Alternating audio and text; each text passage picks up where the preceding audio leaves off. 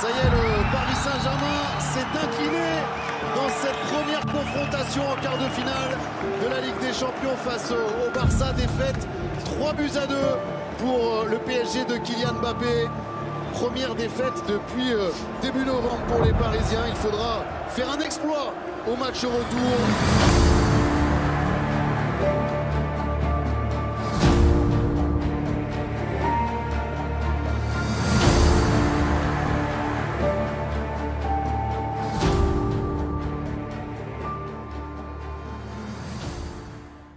5 arguments, 5 faits, 5 choses qui me font dire qu'il faut croire en une qualification parisienne.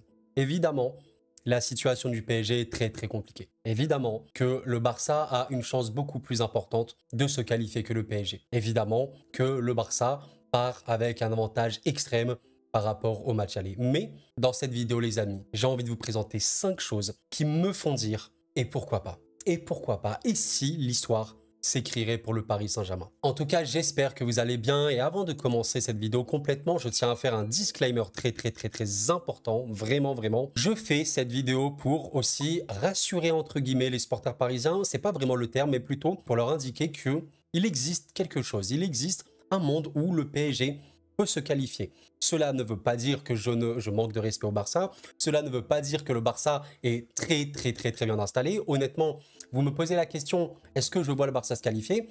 Pour moi, le Barça a un pourcentage de chance extrêmement élevé de se qualifier. Pour moi, le Barça a globalement été bien meilleur que le PSG au match aller, surtout tactiquement, vraiment très intelligent leur manière de jouer, etc. Meilleure individualité, bref. Cela ne veut pas dire que je manque de respect au Barça quand je fais une vidéo 5 raisons d'y croire pour le PSG, tout simplement. Partez du principe que c'est juste des raisons d'y croire. Ça ne veut pas dire que ça va se passer et cela ne veut pas dire que ce sont des raisons totalement irréfutables et impossible de contre-argumenter. Donc en commentaire, n'hésitez vraiment pas à me dire est-ce que vous y croyez, même si vous n'êtes pas supporter parisien, catalan ou autre, n'importe qui, et dites-moi un petit peu si à l'issue de cette vidéo, j'ai réussi à vous convaincre. Peut-être pas du tout, peut-être que oui. J'ai quand même quelques petits arguments, évidemment ils sont vraiment contrables, c'est pas du tout des arguments irréfutables, mais les amis, on est parti. Alors le premier argument que j'ai envie de vous citer, un argument assez simple qui, je pense, ne pèse pas énormément, mais c'est à noter, le Barça, cette saison, est une équipe plus forte à l'extérieur. C'est quand même une vérité, et je sais que ça peut être un peu paradoxal, parce qu'à la maison, on est quand même plus fort, c'est vrai, mais réellement, si vous prenez la Liga, par exemple, le Barça est invaincu à l'extérieur en Liga. C'est quand même quelque chose d'assez énorme, on arrive à la fin de saison, le Barça ne connaît pas la défaite à l'extérieur en Liga cette saison. Alors je m'exprime, ils vont affronter Cadiz, ok, on ne sait pas, peut-être qu'ils vont perdre, mais en l'occurrence, ils n'ont toujours pas perdu. C'est quand même à noter. À domicile, il y a quand même 3 défaites, il y a un nul. Alors voilà, je suis d'accord, cet argument, bon, vous allez me dire, mais Koro, qu'est-ce que tu me racontes là, 3 défaites en Liga, quel est le rapport avec la Ligue des Champions? Ce que je veux dire par là, c'est que les supporters ont déjà vu leur club perdre à la maison. Mine de rien, c'est un truc qui a déjà existé, c'est un truc qui peut arriver, encore une fois, on ne sait jamais. Surtout que les défaites qu'ils ont subies, c'était, je crois, contre le Real, contre Girona, et peut-être également contre Villarreal, où Villarreal a mis 5 buts dans un match très particulier, il faut le dire. Mais disons que ça existe, c'est-à-dire que psychologiquement, on n'est pas sur le Barça, forteresse absolument impénétrable, à domicile, impossible de les avoir là-bas, finito, etc. Ce n'est pas le cas. Il y a un monde où c'est quand même un argument. Pour moi, c'est le premier argument. On va monter quand même dans un argument un peu plus intéressant. En deuxième position, j'ai envie de vous parler un petit peu du fait que le Barça, mine de rien, va se fatiguer un peu plus que le PSG. Bon, il faut être honnête, le Barça a eu 11 ou 12 jours pour préparer le match aller contre le PSG. Je ne dis pas que c'est forcément ce qui a fait la différence, mais ça a joué. On le veuille ou non, ça a joué. Le PSG avait quelques matchs avant. Ça a joué, ils ont pu se consacrer complètement à ce match. Mine de rien, ça joue psychologiquement et évidemment dans l'approche technico-tactique, il faut le dire. Et mine de rien, la fatigue qu'il peut y avoir pour le Barça, elle peut être importante. On sait qu'ils ont également des suspendus, il faut quand même le dire, des suspendus plus ou moins importants. Je pense que Sergi Roberto, c'est peut-être pas le suspendu le plus crucial pour le Barça. Par contre, je pense quand même que Christensen est une perte importante. Alors même s'il n'a pas joué titulaire au match aller, bon, il a marqué en rentrant et c'est surtout un joueur qui peut être très équilibrant, très important pour ce Barça-là. C'est, je pense, un point notable. En plus de toute la question de fatigue qu'il pourrait y avoir sur un match contre Cadiz, on ne sait jamais, il peut se passer, je ne l'espère pas et je ne le souhaite pas en tant qu'amoureux du football, mais il peut y avoir des blessures, je ne l'espère pas encore une fois, j'insiste là-dessus, mais je vous prends un exemple, il y a un match, ok, avant un match de Ligue des Champions, votre meilleur joueur se pète. qu'est-ce qui se passe? C'est un handicap important. Je ne souhaite pas ça pour le Barça, évidemment. Je pense que Xavi fera tourner de manière assez logique, il faut le dire. Mais voilà, d'un côté, le PSG aura le temps de préparer ce match-là. Le PSG verra certains de ses joueurs très importants revenir. Hakimi notamment. On sait que Warren devrait normalement revenir. Barcola, qui avait vraiment fait une bonne entrée, devrait revenir. Je pense globalement que l'effectif parisien sera au complet. Face à un Barça qui sera au complet mais avec quelques absents. Le match contre Cadiz, on ne sait pas trop comment il peut se passer. Mine de rien, tu as moins de temps pour préparer le match retour, on ne sait pas. Mine de rien, je pense que c'est un argument qui peut être important. Le troisième argument que j'ai envie de vous donner est pour moi un des plus importants, les individualités. Alors qu'est-ce que j'entends par là? C'est très très simple. Pour moi, il faut se poser la question suivante. Pourquoi est-ce que le PSG a perdu le match aller? Oui, le Barça était bon, même très très bon sur certains moments. Oui, le Barça était plus intelligent, a une meilleure approche tactique, il faut le dire. Mais il y a aussi une raison. Le PSG a été très très faible, notamment individuellement. Et on sait que quand individuellement tu es faible, ça dessert le collectif. Bien sûr que collectivement le PSG n'a pas été au niveau, mais ça s'explique notamment parce que les individualités qui doivent contribuer au collectif n'ont pas été au rendez-vous. Et donc pourquoi je vous parle de troisième argument? Donnarumma et Kylian Mbappé, pour diverses raisons, j'en ai parlé d'ailleurs dans ma dernière vidéo, ont été deux grands piliers du PSG sur cette saison. Donnarumma est le gardien d'Europe qui évite le plus de buts. Littéralement, c'est le premier. Ça indique quelque chose. Bien sûr que le PSG subit beaucoup d'occasions, mais Donnarumma a vraiment le ratio le plus important. Ça indique quand même qu'il est vraiment important. Kylian, même s'il a des matchs bien plus compliqués de temps en temps, il est quand même un joueur important, décisif, voilà, qui peut retourner un match à lui tout seul. Ces deux joueurs-là ont été mauvais, voire très mauvais. Et honnêtement, je vous laisse imaginer une seule seconde. Donnarumma et Kylian Mbappé, simplement ces deux joueurs-là. Ils passent d'un match 2-3 sur 10 à un match 7-8 sur 10. Honnêtement, ces deux seules individualités fortes et le reste du collectif qui est OK, eh ben, c'est un argument énorme pour la victoire et la qualification du PSG. C'est pour moi, je le pense sincèrement. Je vous invite vraiment à revoir le match aller si vous pouvez, mais le PSG a quand même donné des cadeaux. Il ne faut pas se mentir, oui, le Barça était bon, je n'enlève rien du tout à la victoire barcelonaise, mais il y a eu, je ne vais pas dire des buts donnés, mais les buts du Barça, ils sont chauds quand même. Il y a vraiment soit des pertes de balles un peu étranges, des relances douteuses de Donnarumma, des mauvaises sorties de Donnarumma, voire pas du tout. Le but de Christensen, il ne sort pas. Ter Stegen, juste après, il sort, lui, sur un corner. Vous voyez? Oui, Christensen n'est pas marqué, mais Donnarumma doit sortir. Vous voyez ce que je veux vous dire? Le presque but de Lewandowski, Donnarumma ne sort pas. Un sort un peu raté. Le deuxième but, il me semble, il fait une relance très étrange. Vous voyez ce que je veux vous dire? Et ça, les amis, ça paye cash. Donc, les individualités. Et quand vous considérez, comme je l'ai dit précédemment, que des joueurs vont revenir, si ces individualités se hissent à un niveau très haut, ça pourrait très bien se passer. Et ça va déboucher à mon quatrième argument. Un argument qui, pour moi, est extrêmement important, fondamental, j'insiste là-dessus. Le PSG doit chercher le score. Qu'est-ce que ça signifie? Pour moi, c'est pas loin d'être l'argument le plus important, les amis. Tu vas à l'extérieur en plus, au match retour, en ayant perdu le match aller, tu n'as pas le choix. Qu'est-ce que ça signifie? Une équipe qui a gagné au match aller, comme le Barça, elle a le choix. Soit elle décide de défendre, soit elle décide quand même d'attaquer, de garder son jeu, soit elle fait un mix des deux. C'est un peu perturbant, parfois tu sais pas trop. Mais le PSG n'a pas le choix. Ils sont dans l'obligation absolue d'aller chercher le résultat. Au coup d'envoi, quand l'arbitre va siffler dans le coup d'envoi, dans le sifflet, le PSG sera actuellement éliminé parce qu'il aura perdu le match aller. Donc le PSG n'aura pas le choix que de presser, d'attaquer, d'être extrêmement énergique. Et ça, les amis, ça peut être énorme. Parce que la gestion d'un match retour, c'est une clé fondamentale du football. Et je pense qu'on est bien placé pour le savoir. On avait battu le Barça 4-0 à l'époque. Le match retour, ça s'est terminé sur un 6-1. Évidemment, oui, je sais que l'arbitrage a été chelou. Bien sûr, beaucoup de Catalans le savent très bien, le match, il était bizarre niveau arbitrage. Mais avant que l'arbitrage tourne, il s'est passé quoi? Le Barça, il croyait, malgré la défaite 4-0. Et qu'est-ce qu'ils ont fait dès le début du match? Ils ont pressé comme des malades. Ils ont mis une intensité de dégénéré. Ils ont marqué très tôt. Qu'est-ce que ça signifie? Ça signifie qu'ils devaient absolument chercher un résultat. Et imaginez, ils avaient 4 buts d'écart. 4 buts de retard. Et ils se sont qualifiés avec 4 buts de retard. Rendez-vous compte. Encore une fois, on ne va pas refaire l'histoire. Oui, le match, il a été vraiment mal amené niveau arbitrage. Mais là, je parle du fond. Le Barça a joué pour se qualifier. Donc le PSG ira à l'extérieur, à Barcelone, pour se qualifier. Et le Barça peut, entre guillemets, déjouer. Parce que, encore une fois, tu as gagné au match aller, qu'est-ce que tu vas faire? Est-ce que tu vas full défendre? Tu vas mettre le bus? Est-ce que tu vas pouvoir tenir les assauts parisiens? Est-ce que tu vas quand même t'exposer? Est-ce que tu veux la possession? Est-ce que tu vas faire un mix des deux? Tu sais pas. Et oui. Et ça, j'ai envie de dire, limite, c'est un cadeau empoisonné parfois.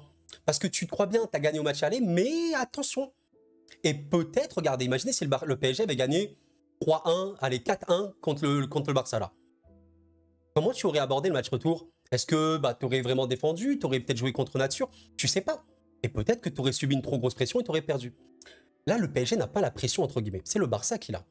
Parce que le Barça est qualifié au coup d'envoi. Le PSG va presser, le PSG va attaquer énormément. Ils n'auront pas le choix.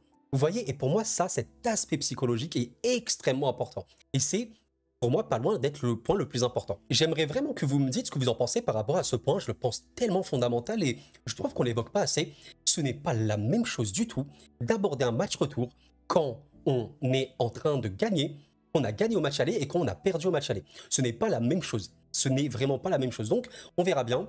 Mais je pars du principe que si le PSG, avec les arguments que j'ai cités en plus précédemment, les joueurs qui reviennent, les individualités à un vrai niveau, Mbappé, Donnarumma et tout, si le PSG marque au bout de 10-15 minutes, il se passe quoi? Je vous pose la question. Qu'est-ce qui se passe? Il y a 3-3 sur les deux matchs. Pourquoi ce serait pas possible? Je vous pose la question. Et le dernier point, un point très simple, un point un peu cliché, un point qui résume tout. Le cinquième argument, c'est le football. Dans le football, tout est possible. Et c'est peut-être, oui, le point le plus important. Pourquoi? Parce que l'histoire du football est faite de rebondissements. On a même vu en Ligue des Champions, pour rester juste dans cette compétition, des retournements hallucinants, historiques. Je l'ai évoqué. Le Barça qui gagne 6-1, la remontada, c'est historique. La finale de 2005, Liverpool-Milan. Milan gagne 3-0. Liverpool remporte la Ligue des Champions au final. Rendez-vous compte, le miracle d'Istanbul. On a vu ça plein de fois. Le Real, très récemment, ce qu'ils ont réalisé contre City, c'était hallucinant. Hallucinant, une des remontées hallucinantes. Même contre le PSG, même contre Chelsea, je crois. Ça existe, ça a toujours existé. Et j'ai envie de vous dire que si le PSG veut devenir un petit peu ce club vraiment fort, vraiment puissant, qu'on craint, qu'on se dit « Waouh, cette équipe, elle est dangereuse », à un moment, il faut que le PSG fasse ça. Parce que dans l'ère récente, des gros retournements de situation, on n'a pas eu des masses pour le PSG. Il y en a eu, mais pas des masses. En Ligue des Champions, non, c'était très souvent un échec, un échec, un échec. Il y a eu un petit retournement de situation quand tu avais perdu à Dortmund en 2019 ou 2020, et au match retour, pendant la période Covid, tu avais gagné. Tu as un petit retournement de situation. Là, c'est différent. Parce que tu vas te déplacer à Barcelone, une équipe qui est très forte en ce moment. Et tu pourrais écrire une très belle page de ton histoire. Tous les immenses clubs ont déjà réalisé ce très grand retournement de situation. Le Barça, le Real, le Bayern, le Manchester, voilà, Liverpool, tout le monde a déjà fait ça. Tout le monde. Et les amis, l'essence du football, c'est d'y croire. C'est le football. C'est le sport le plus imprévisible du monde. Il y a des clubs qui sont en amateur, qui peuvent gagner une Coupe de France, une Coupe d'Espagne ou je ne sais quoi. C'est le football. On a vu la Grèce gagner l'Euro. On a vu le Portugal gagner l'Euro malgré aucune victoire en poule. Rendez-vous compte, quasiment aucune victoire sur le tournoi. C'est le football. C'est le football. Et pour conclure cette vidéo, on va passer à la conclusion. Quand vous ajoutez un à un tous ces arguments, le fait que le Barça va quand même jouer, le fait que le Barça à domicile a déjà connu la défaite, le fait que le Barça peut avoir des absences et que le PSG a quand même des retours très importants, le fait que le PSG devra élever ses individualités, et c'est forcément logique et ça devra arriver, parce que, comme le quatrième point l'évoque, psychologiquement, tu dois aller chercher la victoire. Tu n'as pas le droit de ne pas te donner à fond. Tu es dans l'obligation absolue, dès la première seconde, à tout donner. Quand tu mets ça tout à bout, tout en bout, tout à bout, et que tu conclus par dire le football, c'est le football, que tout est possible, pourquoi nous n'y croirons pas? Évidemment, la probabilité que le PSG soit éliminé, elle est extrêmement forte. Jamais un club français, dans l'histoire, n'a réussi à retourner ce genre de situation. Et pourquoi pas maintenant? Bien sûr que la probabilité que le Barça passe, elle est extrêmement élevée. Mais moi, j'aurais pas eu honte d'y croire. J'ai envie d'y croire. Peut-être que je vous retrouverai mardi soir sur cette chaîne, en train de vous dire, je suis dégoûté, on a éliminé et tout, mais au moins j'y aurais cru. Et c'est pas grave, c'est le football. C'est le football, c'est gratuit d'y croire. C'est comme rêver, c'est gratuit de rêver. C'est gratuit d'y croire et personne ne devrait nous enlever ses droits. Personne. Donc, amis parisiens, et même amis catalans, enfin n'importe qui, il faut y croire. Les Catalans, vous avez totalement le droit d'y croire. Bien heureusement, vous avez gagné 3-2. Et vous devez croire en une qualification contre le PSG, en une qualification en finale et en une victoire finale, bien évidemment. Mais comme les Parisiens doivent croire que c'est possible. Pourquoi les autres peuvent le faire et nous serons incapables de le faire? Pourquoi? Pourquoi dans l'histoire des clubs même comme Liverpool qui avait fait la remontada, même l'AS Roma qui avait battu le Barça, ou le Barça voilà, qui a réalisé plein de remontadas dans l'histoire, le Real, etc. Pourquoi ces clubs-là peuvent réussir des retournements absolument insensés, absolument historiques qu'on n'oublie jamais, mais comme c'est le PSG, on n'y croit pas. Pourquoi? Je vous pose la question, pourquoi? Eh bien, pourquoi pas y croire?